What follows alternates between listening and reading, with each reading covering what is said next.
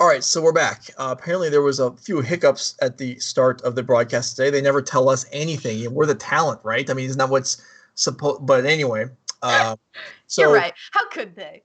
so there may have been some elements of the being the broadcast that were missed or just not even in existence. So we're gonna go ahead and Becky and I are gonna go through kind of the changes in the format as Modern has changed significantly in the last week. So we had a February 15th, there was a Modern ban list update. The whole of Magic was updated, basically. Yeah, pretty much everything but Standard was touched or but, altered in some way. Right. The parts that are relevant for us here today: Field of the Dead, Mystic Sanctuary, Simian Spirit Guide, Tibalt's Trickery, and Uro Titan of Nature's Wrath are no longer with us. Also, the Cascade rule was rewritten so that it now works the way that you would think it should. So there will be no more cascading into 7-mana Planeswalkers. Thank goodness. So, this is how the format is now. We are going to lose some powerful end games with Field of the Dead, Mystic Sanctuary. We're going to lose an Accelerator and some fast combo decks and Simian Spirit Guide. Tibalt's Trickery was just kind of a one-shot deal that only existed for a week. You don't need to worry about that. It's gone. And then Uro, which was everywhere, is now nowhere. Thank goodness. Uro was kind of just this insane thing that held so many decks together, made it impossible for a lot of aggressive strategies because of the life gain. And I think it's a good thing that it's gone. I think that it's nice to see that Wizards finally listened. A lot of people were kind of complaining about this deck. It's a little sad that it also took a thing like Tibalt's Trickery to get sort of ban talk going. And then Simian Spirit Guide, I feel like that one maybe could have stayed, but I think getting rid of it for a lot of combo acceleration is probably healthier in the long run. This could be kind of a foretelling of some cards that are to come. So we're going to keep talking about this while we go we're going to put the results of the round one on the screen. So if you're watching to see archetypes or specific players you're rooting for or against, we're going to scroll through the results on the screen. But go ahead, Becky. Go ahead and keep talking about impact of ban cards, whichever one you want. And I think it's really cool to see, like, Field of the Dead was kind of like one of those annoying cards that made for a lot of really grueling games. So I think it's cool to see that that is also kind of out of here. And Mystic Sanctuary, I think that card, like, also mostly was fine. However, for the health of the Modern format going forward, I think it's good to get rid of that card. I think it's also worth mentioning that we had a kind of converted mana cost into a new wording get changed, which is also relevant to the Cascade change. Yeah. Out of the group of them, Simian Spirit Guide, I feel like there's been people complaining about that forever. I mean, you're right. You covered that. But and we talked about, like, ad nauseum. I mean, ad nauseum's still functional. Yeah, there was an ad nauseum deck in the deck dump. So it is still playable, and you can still 5-0 with it, and you don't need Simian Spirit Guide. Yeah.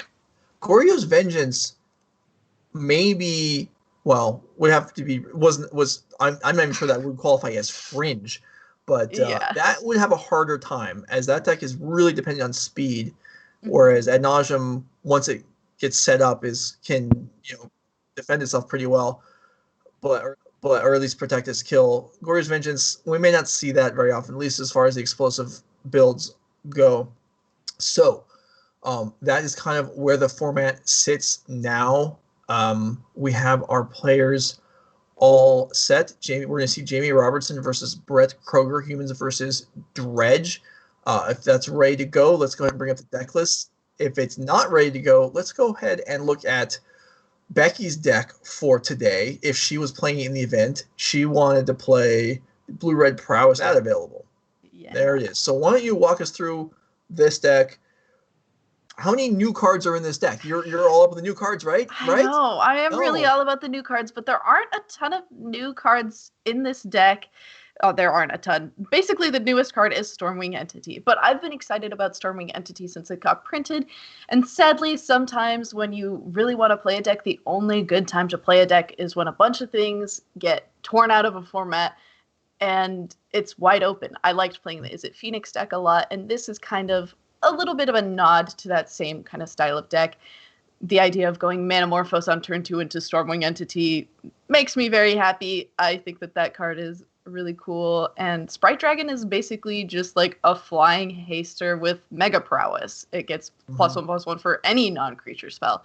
So I think that this deck just like looks like a fun style of deck that I would typically really like to play, as well as playing things like a lot of these single red removal spells make it really good against a lot of other aggressive decks. So I think that it is in a pretty good spot at the start of a format. And if there are a few things that are going to get me off of Tron at the start of a format, this deck would be one of them, as well as probably the Bantoski deck could convince me to not play Tron. But eventually, probably will go back to Tron just to see how it feels in the new format. It's always good to play a deck that you're really familiar with at the start of a new format to just like see what previous knowledge you can bring into a new format. Sure. And as we come back, and we're still waiting for the players to get ready for round two, and something that is going to be as we're new. Okay, well, deck lists are ready, so let's go ahead and bring them up. So, Jamie Robertson on Humans. So, Humans hasn't changed a whole lot. It also has basically only gotten like one new card, but they're playing 2 of it in General Kudro Dranith from Ikoria. Yeah, another Lord. So we're basically becoming Humans, and Slivers are converging as more and more, as time passes, more and more of the cards become Lords. Gerald Kudrow having a nice, not irrelevant graveyard hate effect, which is it's always cool when you can main deck effects that just kind of sometimes help you out. In this case, Jamie's playing against Dredge, so Gerald Kudrow's ability really nice is going to matter. Now, is it fast enough? Maybe, but here we have Dredge, which quick glance. I doubt there are any new cards here, as mechanics like Dredge infrequently pick up new contributors. Merchant of the Veil, probably the most recent addition to this 60. And then the last new card before that was Creeping Chill. But yeah, actually, I misspoke. Ox of Agonis is probably the newest card. That actually is significant, as it's another, whatever you want to call it, enabler, finisher, super powerhouse killer.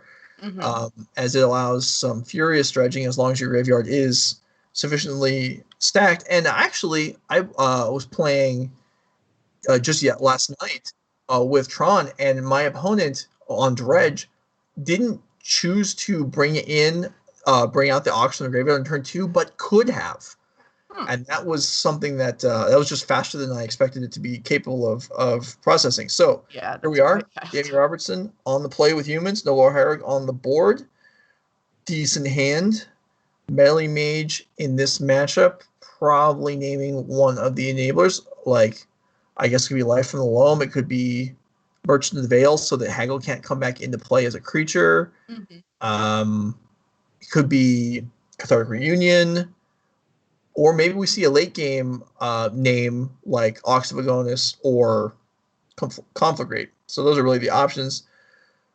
Yeah, it'll be interesting to see what is picked here. See. Yep. Looks like that is kind of the scarier thing to name here. Okay, so both players getting things rolling. I don't believe there's a Dredger in the yard. So not yet. There was that to haggle to get things started, but no immediate development. Life of the Loam, that's great. Card advantage as it picks up 2 lands, but I mean, Dredge 3 on turn 3, that's not super exciting. Yeah, that's not nearly as explosive as we tend to see a lot of these Dredge decks be. I wonder what could possibly be in the hand for our Dredge friend over there. Yeah, well, it's going to especially with 7 cards. We know 2 of them are lands, but so we're making land drops at least. Okay, so we have the option here of Thalia's Lieutenant and then copy it. And instead, we're going to copy the Meddling Mage to lock out Life from the Loam. So that can still be dredged, but it cannot be cast. And then Thalia's Lieutenant to pop the board, get it in for 4 rather. And yeah, this is a decent clock. And Dredge deck, what are we... Yeah, what are we doing? That's the question. It kind of feels like this is going to be a big clock that's going to be difficult for the Dredge deck to do anything Yeah. about. If And you were going to do something, like, why isn't it done already? well, if you're going to do something, yeah, that's what I was thinking. Hardcasting Stinkweed, it makes perfect sense, and boy, is JB ready for that. Yeah, exactly. Like, this has got to feel like, oh, nice. At least I got game one off my shoulder if you're the Humans player. Yeah. Though, I think if I had to pick which deck is kind of favored typically, I might have initially said the Humans deck. The Humans deck just is able to attack from a front that is a lot faster than the Dredge deck can typically deal with, I feel like. And I feel like this is another matchup where a lot of the people who play Humans maybe complain about the Dredge matchup, but then I think I've never seen Dredge win it when I've like watched it in tournaments. Yeah, I mean, this is things are just rolling right along here. Stinkweed back in the hand, hoping to block and then trade and then be able to Dredge, and instead locked in the hand, can't even come back down this turn. And I think, yeah, we're done. Jamie Robertson very smoothly picks up game one. Yeah, so I think we're experiencing a lot of decks that typically aggressively mulligan. Maybe, well, I guess Dredge doesn't that aggressively mulligan. You're kind of just keeping whatever and hoping that your graveyard answers everything for you. But it, in that case, did not. Maybe we're hoping to just dredge some different things, have a little bit of different results, and we just didn't see it there. So hopefully the game 2 will go a lot more smoothly for the Dredge player with what their opening hand has, perhaps. I mean, or they would even maybe be able to do Dredge. I mean, they did get to Dredge on turn one, and that was it for the game. Well, the alone, yeah. But yeah, this is just, it didn't function very well. What do we have in the sideboard to help against Humans? We're looking for removal. We have removal. We have 3 copies. A little bit. Yeah, 3 copies of Lightning Axe, 2 Abrupt Decays, 5 Rule Spells, and a Blast Zone. And the Blast Zone may actually come in here. This may be one of the matchups where you're. I feel like the Blast Zone is one of the reasons in the deck is to remove Dredge hate permanents like Grafdigger's Cage and things like that. But when your opponent's playing a go-wide deck of relatively low on the mana curve stuff, that sounds good to me. So I think we could easily see those 6 come in.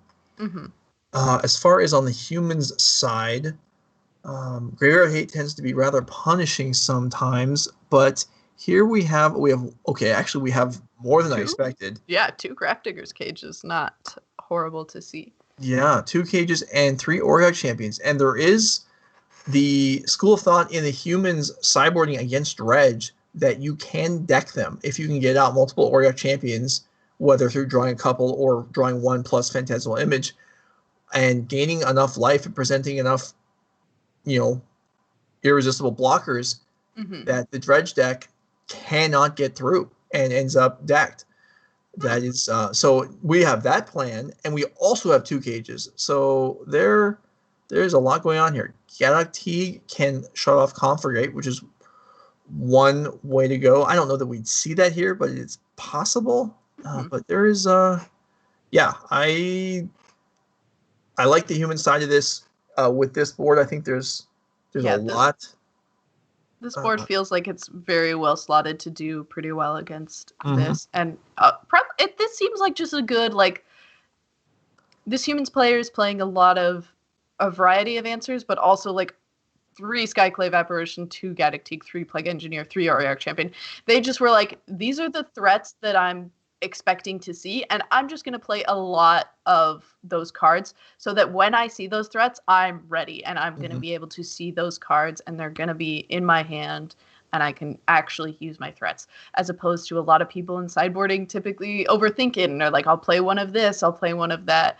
We see Jamie is saying, I'm really having a game plan of my own, and I want these cards to end up being in my game plan, and so I'm going to be playing a lot of them in my sideboard, which is nice to see. I feel like a lot of people don't do that as much anymore. So we see Jamie make the choice of Ether Vial over Noble Hierarch on turn 1, which means Menace Rider on turn 2 is not an option, but that's okay. And then we see on the other side, Brett starts off with Haggle again, and has Stinkweed Imp, and while there are currently no Dredgers in the graveyard, yikes! Yeah, that's a start there, and hopefully doesn't get stuck in the same part as last game. This Life is Bloom here. It's a little bit scary of a graveyard situation if you mill over 5 lands and not a lot of dredgers, but at least the Life from the Loam is getting back in there so that we can hopefully end up dredging that, getting some lands, never really having to worry about land drops. Mm-hmm. And picking up Forgotten Cave also, which is nice because that's a free draw that can be dredged again at a later point at instant speed. So Jamie just doing his early development here. Thalia coming in. No, I'm sorry. Wait. Yeah, looks like that was the Meddling Mage. Meddling Mage came in. Yeah. Naming Life from Loam. Okay. Not making land drops, just having a dredge ability, which is still useful. But the Dredge we got a flip. Stinkweed Imp. Right. Stinkweed Imp with Forgotten Cave in hand. So this is definitely Brett is looking like a more functional development this game than we saw previously. Yeah, at least it's looking better than last game. We did see kind of a similar play last game where the Meddling Mage named Life from the Loam and was making it a little bit difficult, but did not name Conflagrate this time, so we're going to go ahead and use that, put it into our graveyard. Yeah, and continue on. Thanks for being with us today. This is round 2, despite what you may see on your screen. This is round 2 of our Nerd Rage Modern Open today. We will be here all day long, so... Well, you'll be here all day long. I will only be here for a portion of the day. You'll be here for quite a while. I'm expecting quite a while, but not the whole day. I don't envy your position. Oh, you say that, but you would... I say that, and then the top 8 is going to be all Tron decks, and I'm going to wish that I was casting top 8. All right, so Meddling Mage gets killed by the Conflagrate. Narcomoeba comes in, and there's dredgers in the graveyard. Like, things are, okay, but there's an Auriok Champion that's going to put a damper on things a little bit. Mm-hmm. And the Aether Vial's building up. It's getting to the point where it's relevant. Mm-hmm. I don't know. I don't feel like, from the Dredge side, I would like to see a couple prize amalgams in the board already, and they're just not there. Mm-hmm. Yeah, it's looking... At least we have more dredgers in this game than we did in the last game, but it is still feeling like a really slow, kind of dirtily start from this dredge deck. And I don't think that that's to any fault of the player. It's just been some unlucky flips, maybe some unlucky opening hands. And that's just sometimes how dredge goes. Like, you're playing a deck that is reliant on flipping over certain things. There's obviously some luck involved in basically all games of Magic. And sometimes you just don't flip over the correct cards when you're playing Dredge, and it just doesn't really go your way, and we're just not seeing the cards that we would like to be seeing at this point in the game. Mm-hmm.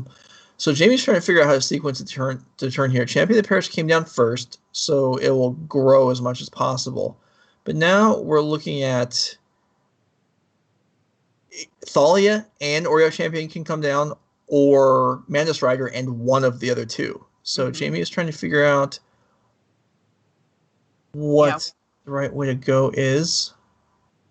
And it's Thalia, which means it's Madness Rider. So Auriok Champion is going to just sit on the sidelines for a while. The life game not being prioritized, as Jamie's thinking, I can just maybe get this game over with here. Yeah. I was going to say it could be that Jamie is trying to bait out some kind of removal spell, but no removal spell is going to get rid of Auriok Champion. So that can't be the thought so much either.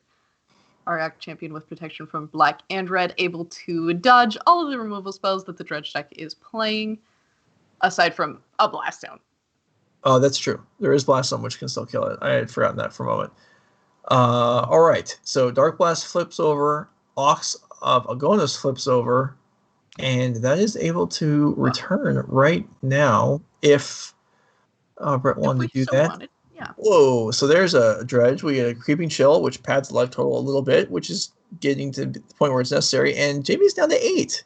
Yeah, 8's pretty low. We do at least have the Auriok Champion for some life gain should we want to do that, but it's not going to be a super fast amount of life gain, and it's the only card left in your hand, so kind of interesting to see what we prioritized last turn, interesting to see how this is kind of ending up. It is possible that with the cards that we're flipping over, this could very quickly turn to the Dredge side being favored. Mm-hmm. Yeah, we'll see how this turns out. So the Oreo champion not being on the board it could have gained, I believe, 2 life on Jamie's own turn if it had been let off with, and then a few more life on Brett's turn. And we're seeing, I mean, having the flyers, having the defense on the board is good, but these Bloodguests have haste.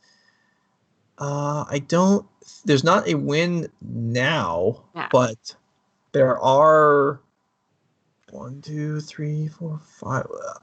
Arguably, Jamie could be at something closer to 14 or 15 life right now. Mm-hmm. And the Thalia on the board may well have disrupted what would potentially have been going on Brett's side of the board. Mm-hmm. But it's certainly something from the overhead perspective that we're sitting in could have gone differently. Maybe it would have been better, maybe not. Grafdigger's Cage is a huge draw. Huge draw, but maybe a little late. We did just get back pretty much all of the relevant things from our graveyard. The Thalia means the noble. This is unfortunate mana-wise. Ancient Ziggurat cannot be used to play non-creatures, so it has to be Horizon Canopy to take a point, and then Noble Hierarch to remove a blocker to get on the board. And I think that Brett is going to win this game, as we see 7 attackers. Yeah. Unless this Ariok champion surprise comes in and gains us a bunch of life off of some creatures coming back from the graveyard, but there aren't a ton left to come back left in the deck. Dark Blast takes down Thalia, and that will do it. So we are going to game 3. Brett Kroeger ties things up after game 1 where really not much worked. Game 2 was not a fast start, but then once it got rolling, the Dredge deck, it really starts building onto the board, and it was too much for the Humans deck to overcome. So yeah, I really was saying that it was cool of Jamie to bring in 3 Ariok champions and have those threats that were going to show up in the game. And it showed up in the game, and he chose not to play it. And I think ultimately he got a little punished for that decision making. Yeah, maybe. I mean, there was a lot of stuff on the board, so maybe the life buffer wouldn't have mattered. I mean, it would have been something in the range of like 8 life. We probably would have survived another turn. Whether that means he wins the game, I am not prepared to say that. But it would have changed the way things played out a little bit. But then the Thalia being on the board, I mean, Brett did take the effort to kill the Thalia. So maybe that was more explosivity that would have ended the game. Anyway, so we see game 3. We have a Grafdigger's Cage, and we have 2 Meddling Mages. And 2 lands. Yeah, so this seems like a human's hand. Yeah, so if turn 1 Cage followed by Meddling Mage naming Abrupt Decay, and I think at that point Brett is only on Blast Zone to be able to get rid of it. That's going to be tough, I would imagine. Certainly is going to be a little bit difficult. We'll see. The last 2 hands we saw were pretty slow. Looks like this one kind of going to end up being a little bit slow, as well as the Bloodstorm Mire is not immediately cracked to do anything. Okay, so choice is Ether Vial and Champion the Parish.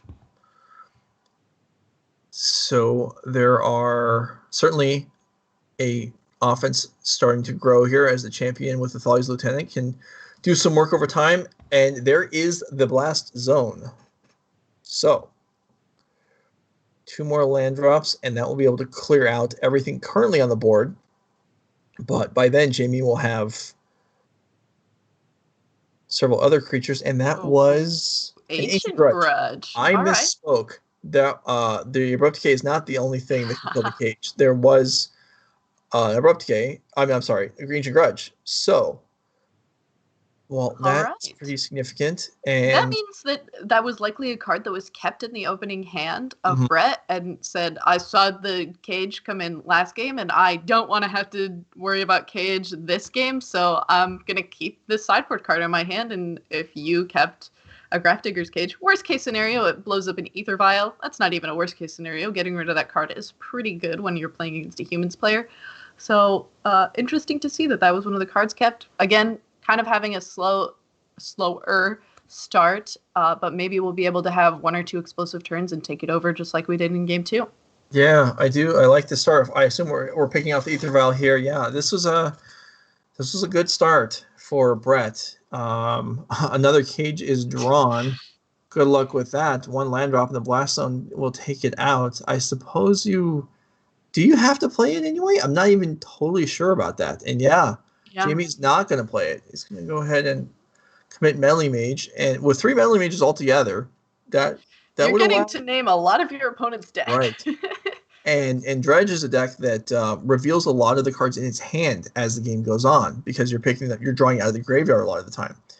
So Cathartic Reunion and Loam both locked down, and now Brett is incentivized maybe to blast zone up to 2, in which case the Grafter's Cage would be safe on the board. Additionally, Brett is at 9. What happened? You got to fetching and shocking against an aggressive deck sometimes doesn't always go the way that you planned it to, and all of a sudden we've got to make a lot of careful decisions because of our life total.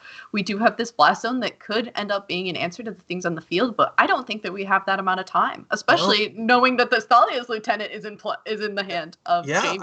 I think this game is over. I think it's done. I think Dredge is going to die this turn, as there looks to be 7 damage on the board, and now, checking the sideboard, checking the cards. What could happen here? Lightning Axe is the answer. Lightning Axe in hand could disrupt this kill, but I don't know that that's a reason to not go for it. I like that the Ancient Grudge, when you hover it, is the Secret Lair dog one. That's the little pug growling at its reflection. That just makes me happy. Not me.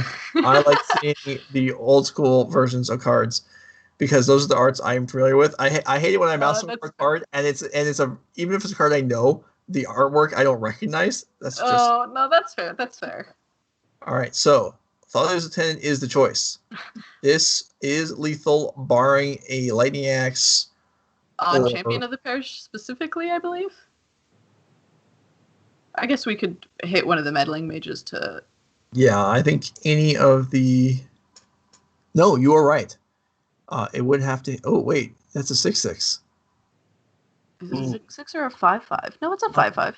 Oh, it is 5. Four counters and 1 on it. No, it's okay. It is a little difficult to see, but looks like Brett was just bluffing a little bit and didn't actually have anything to handle what the Humans player was rolling with.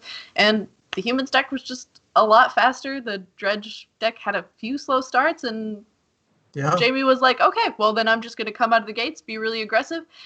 And aggressive with Grafter's Cage is strong. I mean, that was the game 3. I mean, the Dredge deck removed Grafter's Cage, was ready to get rolling, and then Melee Mage is just, I mean, we know there was Life in Loam in hand. We don't know if there was Cathartic Reunion, but that Melee Mage is just an annoying little card. Yeah, and we didn't even play the second Grafdigger's Cage that we drew. We didn't need it. We just wanted to get it done by turning things sideways. All right, so that is the end of round 2. We got some time to blow here before the next round begins, so we're going to go ahead and bring up the results as where we're at. And if you're looking for a specific person, we've got 3 pages of results here to just going to go through. If you're not following a specific person and just looking to see what decks are doing well, you can see some of the archetypes and how things are going. If the matches are complete, then you can see the results. If they are still being played, then you are seeing just the pairing. But like we see multiple Amulet Titan decks, that's a deck that had dramatically changed into Green-White Titan with Field of the Dead, and now that is gone, we see Amulet Titan kind of returning as, at least so far, the Primeval Titan deck of choice after only 1 week. Yeah. Is there any of these deck list archetypes that strike you as like interesting, or you don't really know what it's playing based on the name? Because there was one that was a Dimir Tempo deck, and there's been a lot of talk about what tempo really means. And what do you think could be in a deck like that? Because most of these other things seem pretty mainstay. Let's go ahead and go through the pages again. But Dimir Tempo, let's see. That could be some type of ninja rogue thing. That's kind of what I'm hoping it is. Okay. Because I've been playing a lot of the Rogues deck that's been in Standard for quite a little while now. A lot of people maybe thought it was going to die with Kaldheim, but I think that it's still a very strong deck, and it kind of contains the amount of people who can play Control by playing this very aggro, but also have some counter spells in the wing. I think that it's a great deck. The other deck that stands out to me is this Samboga. I'm sorry if I'm going to say that last name wrong. Is playing 4-color Garuda. Sadly, lost, so we may not be able to see it, but that name of the deck makes me kind of excited. I always think it's cool when we're able to see some companions get played. Mm-hmm. So Garuda, that's the even specialist, right? Mm-hmm. So this is the deck that we may have seen in Standard 2 for a while, where it's just like a ton of clone effects, and we're trying to just burn through the deck and deck the opponent or achieve some sort of fancy victory. So that's cool. But yeah, unfortunately, not able to pick it up. That's tough. Also, where Graveyard Hate is prevalent in modern sideboards, and that can make extremely, but hard. Still cool. It's one of those things, again, where if you're going to try a new strategy that maybe hasn't worked before, at the beginning of a new format that's just had a bunch of things banned, that's the time that you're going to be able to have some success with some of these more fringe strategies. And so cool to see people trying it out. And yeah, so again, we're a lot of this we're getting back to. This is new in the format.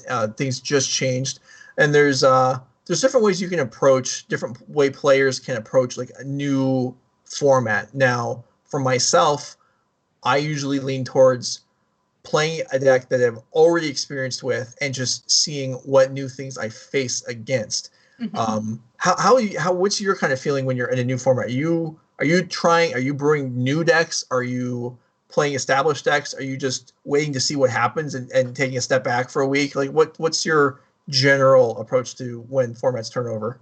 So you had sent me the entire deck dump as well, and taking a look at it, I'm usually the person who likes to see, like, okay, what did other people bring on week one? If I'm going to play an event right out of the gates, I typically would probably just bring Tron. It's the deck that I have the most experience on, and if I'm just trying to, like, make a lot of decisions that I'm in a good headspace to make, playing a deck that I'm comfortable with is a great start. If I have the time, I typically am going to wait a week, see what other people are playing. Obviously, people brought a huge variety of things, but there are a lot of red decks. So maybe I wouldn't immediately go to playing Tron, as Tron struggles against a lot of the red aggressive decks. However, that could be a result of it's a whole new format. People at the beginning of a new format typically bring aggressive decks. So it's kind of this interesting thing where typically I like to wait, see what other people are playing. If I was trying to play a response to aggressive decks, I would probably play this blue-red prowess deck, playing a lot of removal, so good against a lot of the aggressive strategies, while also being a little aggressive in the matchups where I would need to be aggressive. But if I was immediately playing right out of the gates, would probably just bring what we saw the Tron player at the earlier part of the day playing, a mono green Tron list with Drag Tusks in the main board to have a little bit of a safety net against the aggressive decks.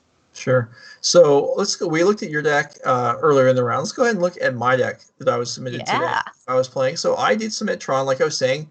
When it's new, I generally default to playing something I already have played before, just to see what the new decks in the field are from the other side of the table. And I did try some. I have gotten into the Golos thing. This looks really cool. I saw some of the people doing that a few months ago, and I was like, I am going to give this a shot. I kind of like it. It changes the way things play a little bit. It does force you to play Cascading Cataracts in the deck, which is okay, because it does power up the Golos. Also, the kind of change for me, and I think for most Tron decks, there's two types of cards here that are not present that I've been. Ulamog.